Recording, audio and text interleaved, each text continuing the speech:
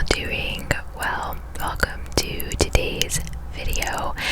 As you can tell, a little bit of a change of scenery.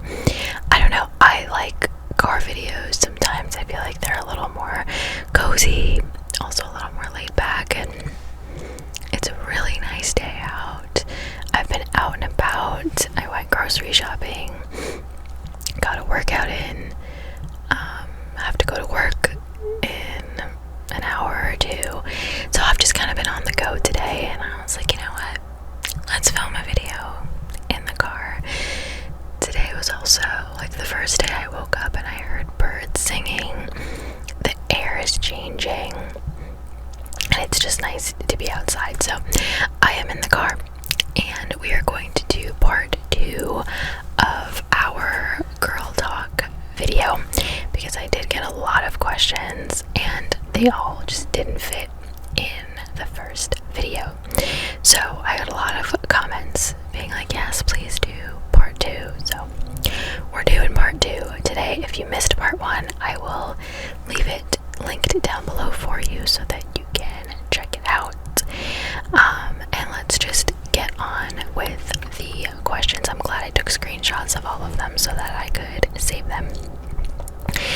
Alright, so let's start with this one. It says, if you and your girlfriend are having a disagreement, how would you go about it?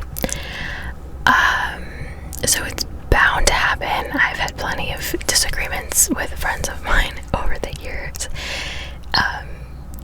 Everybody is different. Everybody thinks differently. Everybody handles stress or, hard feelings differently. It's just bound to happen. I like to think that my friends and I are at a point where it doesn't get nasty anymore. And so that being said, my advice would be just to speak like normal humans to each other. Try your best not to yell, to get so aggravated, and just be honest and be like, hey, this really bothered me, or I really don't agree with this, and here's why. And then from the other standpoint, try your best to put yourself in someone else's shoes, to be like, alright, I didn't mean to come across that way, but I understand why you feel that way, and I'm gonna do my best to make sure that that doesn't happen again. And that goes for any relationship. It doesn't have to be just a friendship. It could be, a family member. It can be absolutely can be a romantic relationship. And that applies to everything. And if something really bothers you, the best way to make sure it doesn't happen again is to bring it to light, right? And be like, hey, I didn't really like this, or I didn't really appreciate it. Let's talk through it and do something about it. But it's bound to happen. It's not just a girl thing. Friends argue and have disagreements. It's normal, but just remember to speak like an actual human. Don't get nasty, and just talk it out like adults. Okay, let's see. Now I have to sift through the ones that I have answered so far, and I have to remember which ones I have talked about and which ones I haven't. Alright, let's do this one. This one says, I haven't had a boyfriend yet, and I feel like I have to. Now, I have absolutely no context about this person, so I don't know what the age is, what the situation is. This could be someone who's in middle school, high school, or someone who is in their 20s. I saw another question somewhere in here that was like, I'm 20 something and I've never had a boyfriend. Is there something wrong with me? So I'm gonna try to answer this in my opinion and just as general as I can. There is no specific timeline, in my opinion, of you have to do this by this age, and you have to have this by this age, and you should be on your 3rd boyfriend by now, and it's nonsense, in my opinion. Everybody's story is different. Everybody's timelines are different, and whether you're in middle school or you're in your 20s, if you've never had a real relationship, there's absolutely nothing wrong with you. I've said it before in other like girl talk videos. If anything, you've saved yourself a lot of time and energy. I don't want to say wasted time and energy, but kinda. That being said, as you get older, yeah, dating is good. You'll never hear me say you have to date 7 different people before you find your spouse. You'll never hear me say that, because I don't believe that. Some people find them in the first round and they get lucky and blessed with that person, and I respect the heck out of that. But you know, there's nothing wrong with also not finding your person in the first round, because as you date, you learn what you like and what you don't like, and what you're looking for and what you're not looking for, what red flags to run away from, things like that. So there's absolutely nothing wrong with you at all. Do not feel rushed. It's gonna happen when it's supposed to happen, and it's easier said than done to believe that, but really try to, because there is absolutely nothing wrong with you at all. Thank goodness I needed a little bit of a break from the sun, because it's getting hot in here. Okay, this one says how to stop comparing yourself to the girl he chose over you. That's a really, really hard thing, and first of all, I'm so sorry that you had to feel that. I think the most important thing to remember is that there is only one you. Even if you are an identical twin, there is only one of you.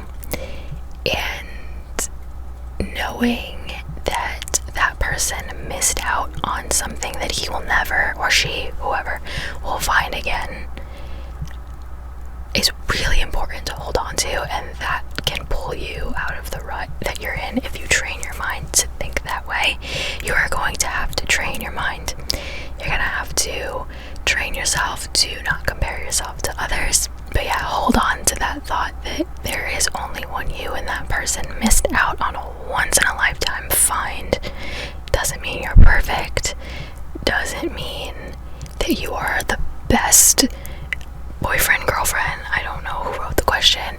Doesn't mean you are the best partner in the world. Nobody's perfect. But you're still a once-in-a-lifetime find. And so hold on to that. And, you know, it should be, a needless to say sort of thing. Like, it should go without saying is what I mean. To not have your partner do that. But that just means that you are asking the wrong person. So that person is not your person. You didn't miss out on anything they did, and that will help you kind of bring you out of that mentality. It really is about training your mind. But that would be my advice to you.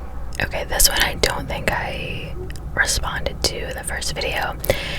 If I did, I apologize, but I don't think I did. It says, I'm 13 and I really like someone, but he's so rude to me and I don't know what to do.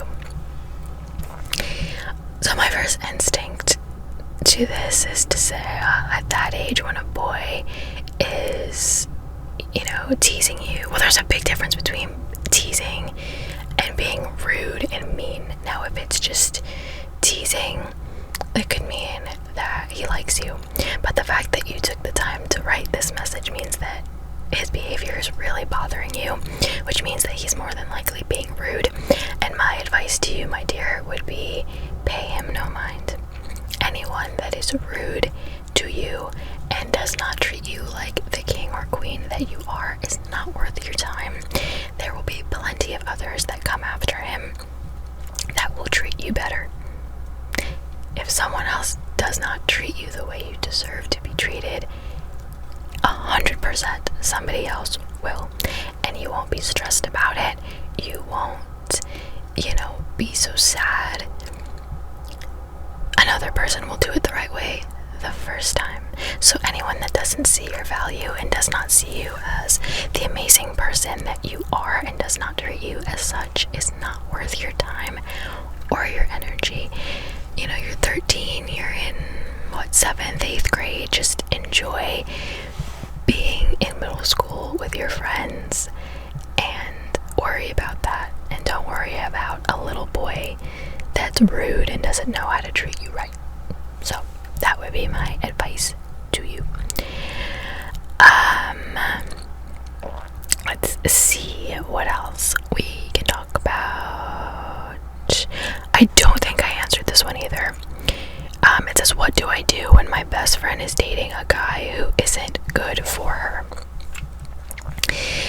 That is a very hard situation. I think we have all been through it one way or another, where, you know, you see red flags and you see things that the person in the relationship doesn't see, because it's true, when you are in a relationship and you like somebody so much, or you're in love, you are blind to so many things that only people on the outside will see at first.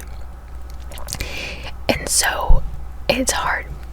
I think we've all been there probably at some point or another, where someone you know is dating somebody and you start to see these little red flags pop up here and there, and you're like, oh. But there are ways to approach your friends and be like, hey, I kind of noticed that he or she does this, you know, just kind of keep an eye on it. Odds are, it depends on the situation, but you know, you gotta be careful with sitting down and being like, you need to leave him or her, blah blah blah blah blah. They're a horrible person, because that's usually not well received. A lot of times you should give your friend like some guidance, but at the end of the day, that person is gonna have to figure it out for themselves. They're gonna have to, you know, see, okay, this may not be the relationship for me, or this person doesn't deserve me or my time. They're gonna have to figure it out on their own, and that's okay. That actually builds character, and it builds wisdom, and again, it strengthens you going forward for another relationship. What do I need to look for, and what do I need to run from? So just be patient, be supportive. Again, don't like be nasty, be like, you need to leave him, he sucks, blah blah blah, because that might hurt your friendship, even if it's just for a little while. So, you know, give some guidance, you know, hey, I maybe noticed this, did you notice this, and have conversations. But at the end of the day, the person is just gonna have to figure it out for themselves, and that's okay too. So that would be my advice to you. Let's see, what is the hardest part about being a woman in your opinion? Besides the physical, and by physical I mean, you know, the once a month situation that is just pure torture, and besides the whole pushing out a child thing, that obviously not all women do that, but a lot of them do. That's a hard question. I want to say, like, living up to society's standards of what is beautiful, because especially with the rise of, you know, of how important social media is now, there is a narrative that is like pushed of what is beautiful, and men are you know, people in general that are attracted to women see that as being like, okay, that's the norm, that's what my partner should look like, and then they don't, and then it causes problems. But I could say the same thing for men, because you see all these movies and TV shows of men, you know, with 8-pack abs, and I know guys feel pressure to look like that too. I know guys in my life that, you know, have said that they feel that way, so I guess that's not really a woman thing. But I'm gonna probably leave it there and say that's one of the hardest things. It's just hard to be a human in general. Let's just be honest. Okay. The next question I got says, what advice would you give a friend that got cheated on and doesn't want to leave her boyfriend?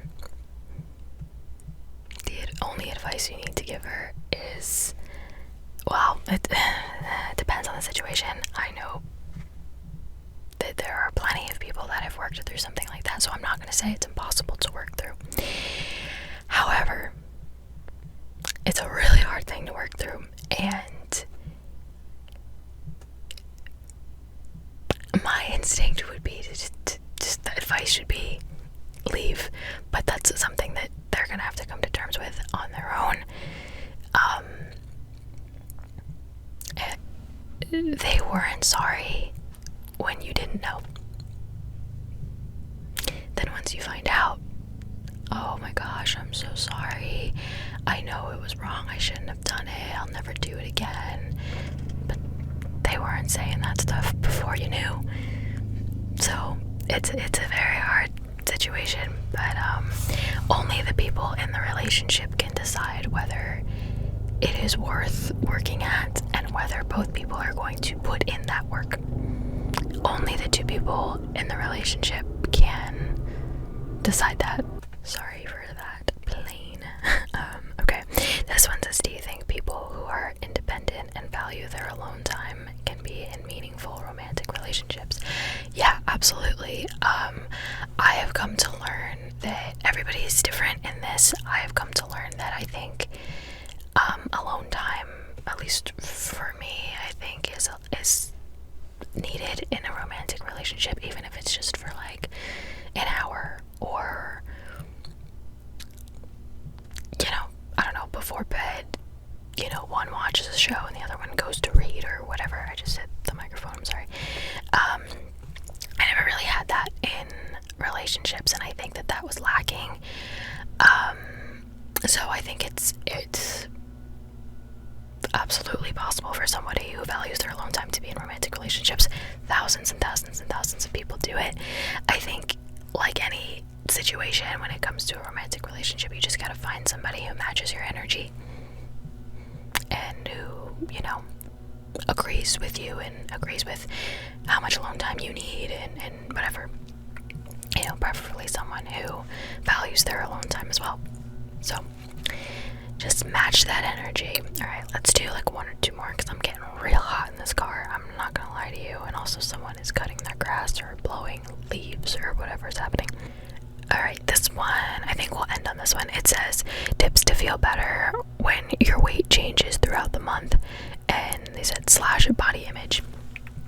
So yeah, that is a very real thing, especially for women. Our body just changes. There are times where I feel so like bloated and my pants might feel a little tighter, and then there are some days where my pants like fit too big and I need to put on a belt. Like, it's weird.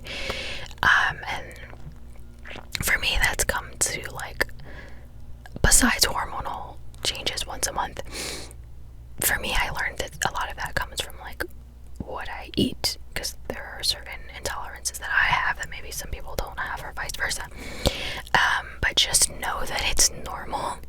It is a normal thing. And also, as we get older, not even just month to month, as we get older, our body changes. Our bodies are not supposed to look at 27 years old the way that they did when we were in high school. Our hips may get wider, our thighs might get wider. Even if you work out, it doesn't, it can still happen. My friend, Joanna, who you guys know, she and I were talking, and she was very open with me about the fact, she was like, yeah, I need like a whole new wardrobe because, I have to remember that my clothes from high school and college, don't fit me, and that's okay. Like, she was very just like, yeah, it's okay, like, that's normal. And it was nice for me to hear, and I was like, yeah, you're right, like, it is normal. Like, thank you for like reinforcing that in my mind. It's natural. Our body is not meant to stay the same forever.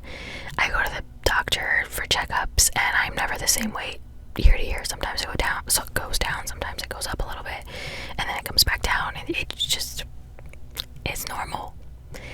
And just know that, and know that every other woman is going through it too. I'll never forget, I was listening to an interview on the radio, and it was of Meghan Trainor, and she was talking about like therapy and how she was having really, really bad problems with body image. And she said that her therapist had her stare at herself in the mirror for I forget how long, but stand in front of the mirror naked and just stare at yourself. I think it was for like 2 full minutes or something like that every day. And she said when she first started doing it, she was like disgusted, she hated it, it made her cry. And then as the days went on, it became easier. And then a few days later, she was doing it, and she was like, oh, like, my thighs are cute, like, my stomach's cute, my arms are cute, you know. It's just about just finding that self-love, and it's easier said than done. But again, as cheesy as it sounds, you know, there's only one you, and you just gotta hold on to that. Of course, there are things that you can do, like if you feel like you want to gain a little weight or lose a little weight or whatever's gonna make you feel better, there's nothing wrong with that. But just naturally, our bodies change, even without our say-so, without our permission, and that's okay. And just give yourself grace in knowing that. And that's it. That's a question that can be unpacked a lot, but that's like a generic answer, I guess. But anyway, I think that's gonna be it for this season of the Girl Talk.